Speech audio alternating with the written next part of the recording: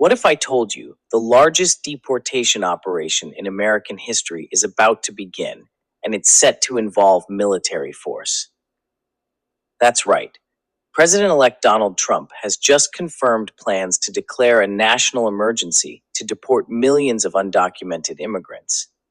But here's the twist. Critics argue this plan might not just rewrite immigration policy, but could also wreak havoc on the U.S. economy, spark constitutional crises, and change America's very identity. Is this the strong leadership his supporters have been waiting for, or is this a step too far? Stick around because we're about to break it all down. In this video, we'll dig into the details of this historic announcement, the legal loopholes, the massive economic risks, and the human toll. We'll also uncover why businesses and legal experts are sounding the alarm, and why Trump's base sees this as his most important promise yet. By the end, you'll have a full picture of what this means for the future of the United States. Trust me, you won't want to miss this. Let's start with the basics. What exactly is Trump planning to do, and why is it making headlines across the world? On his very first day in office, Trump plans to declare a national emergency, bypassing Congress to enact one of the largest mass deportation programs in history. His goal? To deport millions of undocumented immigrants living in the United States. The twist? Trump's plan includes using the military as a key player, specifically the National Guard, to enforce the operation. This is where the controversy begins. But wait, does this mean we're about to see tanks rolling through the streets and soldiers knocking on doors? Not quite, but it's still a bold and unprecedented move. The National Guard would likely play a support role, handling logistics, surveillance, and transportation rather than direct enforcement. But critics argue even this is a dangerous precedent. And here's where it gets even more interesting. Trump is also considering invoking the Alien Enemies Act of 1798, a law that allows the president to detain or deport non-citizens during wartime. The catch? The U.S. isn't at war. Trump's legal team may try to argue that the war on crime and gangs justifies the emergency measures. But constitutional experts warn this could spark major legal battles that could go all the way to the Supreme Court. So, is this about restoring law and order, or is it the start of a legal and constitutional minefield? Let's dig deeper. Now, here's the big question. Can a president really use the military to enforce immigration laws? The answer isn't so simple. The Posse Comitatus Act of 1878 strictly limits the use of active duty military in domestic law enforcement. However, Trump's team has found a loophole. The National Guard isn't bound by this law when acting under state governors' orders. By federalizing the National Guard, Trump could deploy them for immigration enforcement while skirting the legal red tape.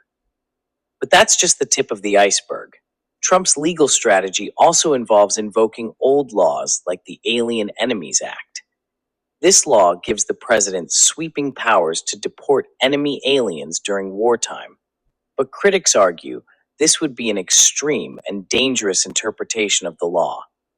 Experts warn this approach could lead to massive legal challenges, with lawsuits likely to pile up within days of the emergency declaration. Some argue this could create a constitutional crisis, forcing courts to decide how far presidential powers can go in the name of national security. And here's where it gets even more controversial. If the courts block Trump's plan, will he double down, defying legal rulings? Or will he backtrack like we've seen in the past? Either way, the stakes couldn't be higher. Now let's talk money, because this plan doesn't just have legal implications.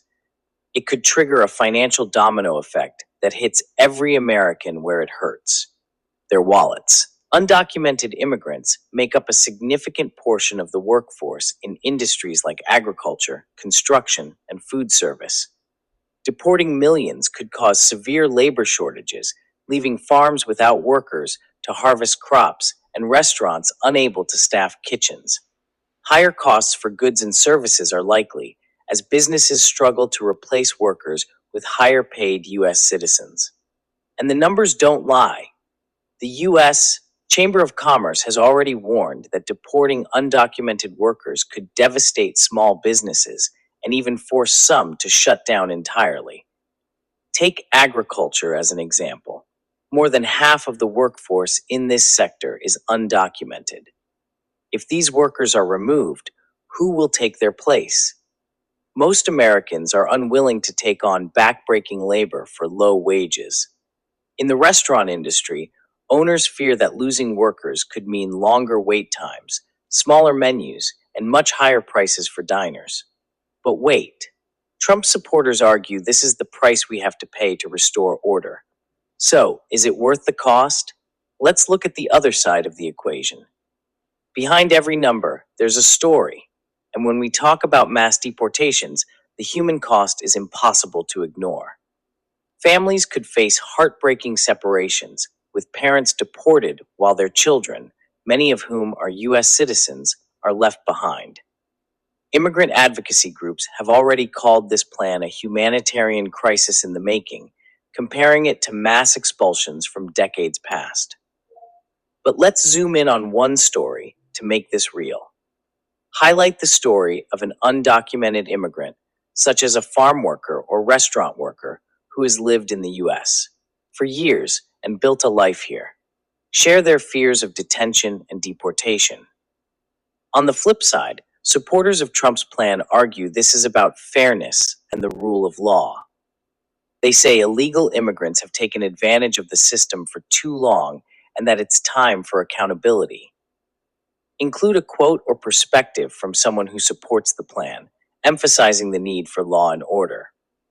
So, who's right? The families who fear losing everything, or the citizens demanding stricter enforcement? Let us know your thoughts in the comments below. And finally, let's talk about the politics, because this plan isn't just about immigration. It's about shaping Trump's legacy and the future of American politics. Trump's hardline stance on immigration helped him win the presidency, energizing his base with promises of decisive action. But this plan could also alienate moderates, leading to a deeper divide between Trump's supporters and critics. And it's not just the US watching. This plan is already drawing international criticism, with human rights groups warning it could harm America's global reputation. Highlight potential political fallout, including mass protests, lawsuits, and increased polarization in Congress. The bottom line? This plan could define Trump's presidency, but it could also have consequences that last for decades. So there you have it. Trump's plan to use the military for mass deportations is bold, controversial, and potentially game-changing. Summarize the key points: the unprecedented scale, the legal risks, the economic fallout, and the human cost. Pose a rhetorical question. Is this the decisive action America needs, or a dangerous gamble with our country's future? Now it's time for your voice to be heard. Do you support Trump's plan, or do you think it's a step too far? Drop your thoughts in the comments below. And if you found this deep dive insightful, make sure to hit that like button and subscribe for more hard-hitting analysis. Thanks for watching, and I'll see you in the next video.